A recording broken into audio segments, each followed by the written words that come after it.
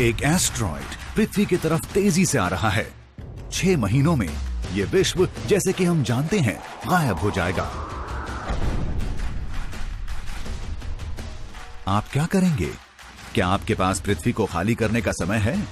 ऐसा कैसे होगा और हम कहां जाएंगे?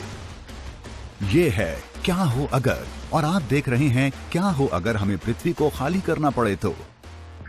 6 महीनों में 7.7 बिलियन लोगों को बाहर निकालना असल में एक जादू होगा। इसे संभावना के रूप में देखने के लिए यूएस के इतिहास में ऐसा सबसे बड़ा काम 2005 में हुआ था, जब करीब 2.5 मिलियन लोग ह्यूस्टन टेक्सास से रीटा हरिकेन से बचने के लिए भागे थे। इससे होने वाला ट्रैफिक जैम कई 100 मील लंबा था, जिसमें कई परिवार अपनी गाड़ियों में 24 घंटों तक कैद रहे थे। पर इस बार हम ऐसे निकास की बात कर रहे हैं जो इसका 3080 गुना है और जिसमें अंतरिक्ष का सफर शामिल है। हे भगवान, हम बर्बाद हो जाएंगे। हर इंसान को इस ग्रह से सुरक्षित निकालने के लिए हमें कम से कम 750 मिलियन रॉकेटों की जरूरत पड़ेगी, और ये सिर्फ लोगों और उनकी पीठ पर उठाए कुछ कपड़ों के लिए है। रॉकेट्स की इस संख्या में इक्विपमेंट, ऑक्सीजन, खाना और टॉयलेट पेपर ले जाना शामिल नहीं है। अगर आप इस सामान को ढोने की कमी को पूरा कर भी लें, आप ईंधन की कमी को कैसे पूरा करेंगे? ह्यूस्टन, यहाँ प्रॉब्लम है।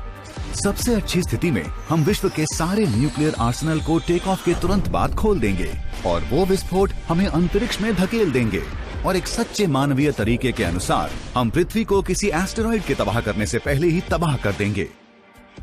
क्या हो अगर किसी तरीके से इस ग्रह से काफी रिसोर्सेज के साथ एक नई जिंदगी बनाने के लिए चले जाएं? पर कहां? केपलर स्पेस टेलीस्कोप का इस्तेमाल करके वैज्ञानिकों ने 50 ऐसे ग्रहों की खोज की है जो मानवीय जीवन को कायम रख सकते हैं।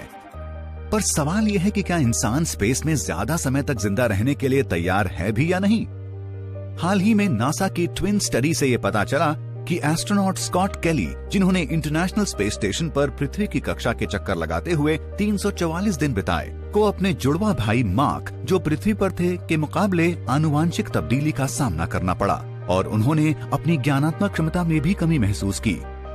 पर वैज्ञानिकों और व्यवसायियों के एक साथ मंगल और चांद पर कब्जे की कोशिश के बीच शायद हम इन दोनों में से किसी एक को अपने रहने लायक बना लें।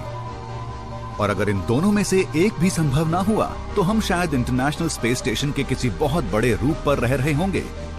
पर एस्ट्रोनॉमिकल खर्चों को देखते हुए और इसे कायम रखने के लिए लगने वाली टेक्नोलॉजी और रिसोर्सेज से ये तरीका भी संभव नहीं लगता।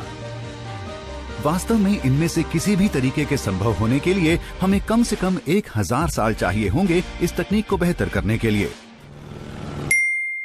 और कौन कहता है कि मानवीय सभ्यता इतने